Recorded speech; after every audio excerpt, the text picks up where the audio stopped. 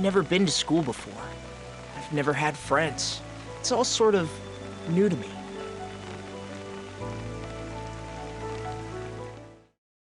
This video focuses on my animation process. If you'd like to see how I approached the backgrounds and some of my thoughts on making backgrounds, click on the card or the link in the description. Once again, I do not own the soundtrack, dialogue, characters, or anything belonging to Zag and the Miraculous team.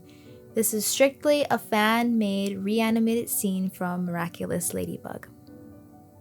To start things off, this is a frame-by-frame animation, meaning that I pretty much draw out each frame. This is by no means the fastest approach to animating, but I just really enjoy it. There are some pros to animating this way, like the fact that you have more control over what each frame looks like, which could help you get a more stylized look. I was able to focus on making a lot of small tweaks to his mouth shapes and jaw movements when he speaks, his facial expressions, head movements, and coloring. So of course, I started off with references. This is probably the most important step while approaching any art piece. References are not cheating. References help, especially when you're doing something difficult, something that you've never done before. Do not be afraid to look for references to make your life easier. I watched the original scene like a million times, and then also took a few screenshots in order to help me block out some major keyframes, some really important poses that he makes throughout the animation. Next, I made rough sketches of keyframes and then cleaned those up.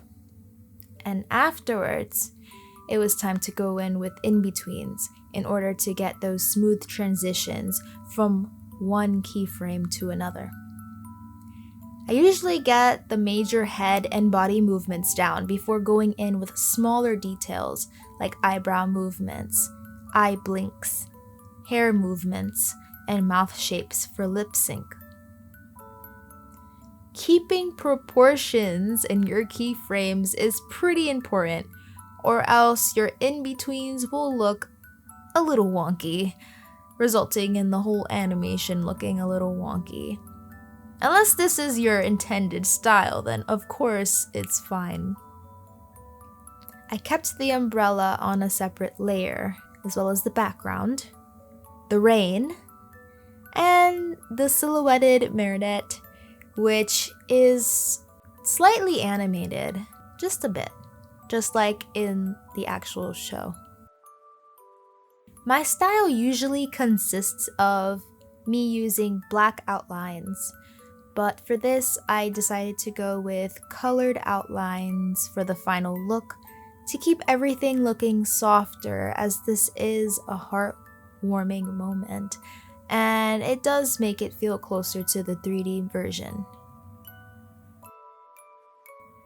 I just used black outlines initially, but later on I go in and change them individually.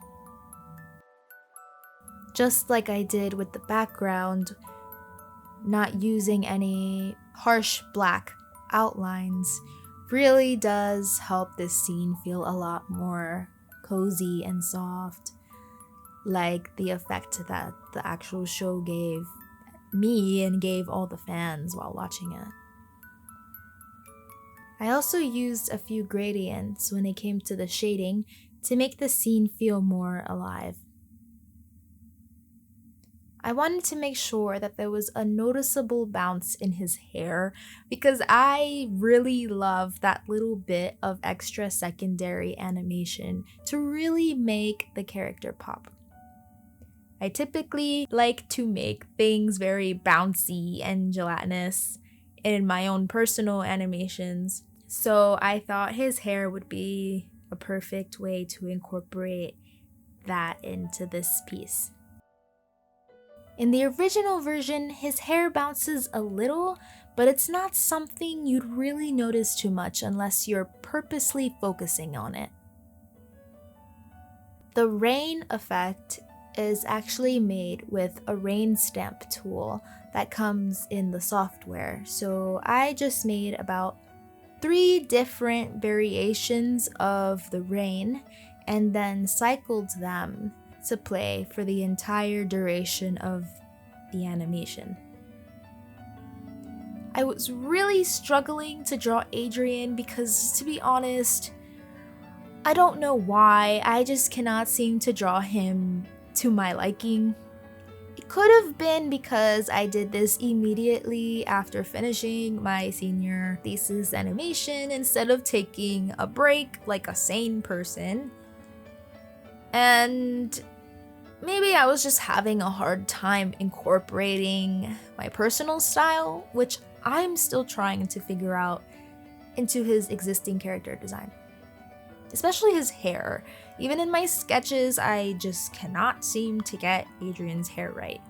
His 3D model has a lot of individual strands, so having that translated into a 2D design was pretty interesting. I do wonder what the show would have been like if it was fully 2D animated like it was originally intended. I personally really like the fact that it's 3D animated, which is strange coming from me because I usually love 2D over 3D. Smaller productions or TV shows, I feel 3D animation tends to lack in these types of projects, and usually only really shines in feature films, in my opinion.